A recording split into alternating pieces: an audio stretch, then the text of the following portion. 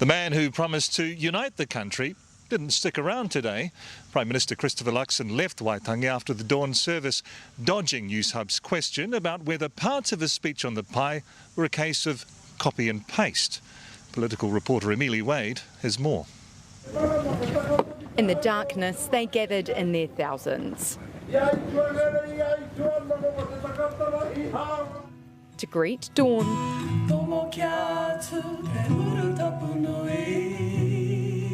and to show aroha for our founding document. In these complex times of realpolitik, it's difficult to comprehend that the Tiritia Waitangi was also originally a love story.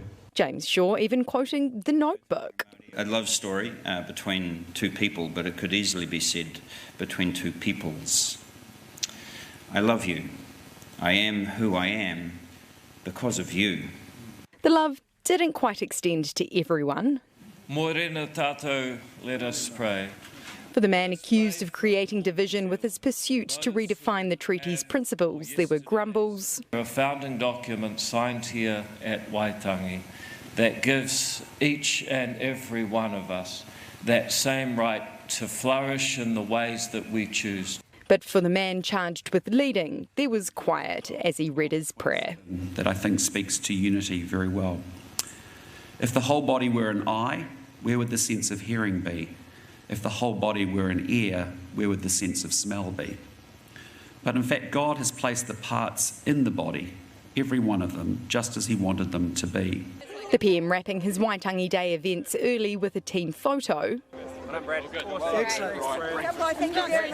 Then unwilling to speak to media on Aotearoa's National Day. How was your first Waitangi? Oh, it was fantastic. Had a great few days. Really enjoyed it. Do you commit to coming to Waitangi every year as Prime Minister? Oh, I've been coming for some time and I hope so. He was here last year, but it's been noted a chunk of his speech yesterday was almost identical to his last one. 183 years ago, 184 years ago, and 7 decades after Cook sailed south from Tahiti, Crown and Māori came together to sign the Treaty of Waitangi. And on the 6th of February 1840, William Hobson and the chiefs assembled here at Waitangi. People just like us. And they were trying to navigate their way towards a united, stable, peaceful and prosperous future. Did you copy and paste your speech? Look, I mean, there's some great themes I wanted to talk about, which is actually making sure that people understood the treaty is part of our past, present and our future, and it will continue to be so. I guess, but why did you copy and paste your speech from the year before? Did you not pick up the mantle to listen? We've got some great work to do, and that's what we're going to carry on doing. But why did you copy and paste your speech?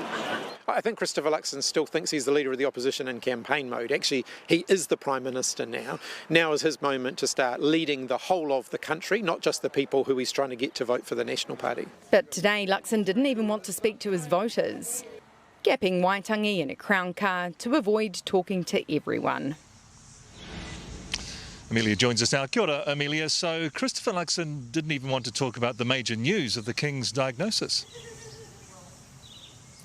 Well, it certainly looked like he was keen to escape here as quickly as possible this morning. Even after that news broke of the King's cancer diagnosis, his team refused to put Luxon in front of a camera. In fact, refused to even acknowledge the multiple media requests from multiple news outlets. Luxon just wanted to boost it out of Waitangi, a Waitangi that many here say was among the most intense that they can remember, largely because of Luxon's promise to the ACT Party, which is allowing them to pursue that mission to redefine the treaty's principles. But it was on that promise that Luxon built his government and ultimately allowed him to come here as Prime Minister. Though it was a Waitangi of missed opportunities for Luxon to show that he could lead.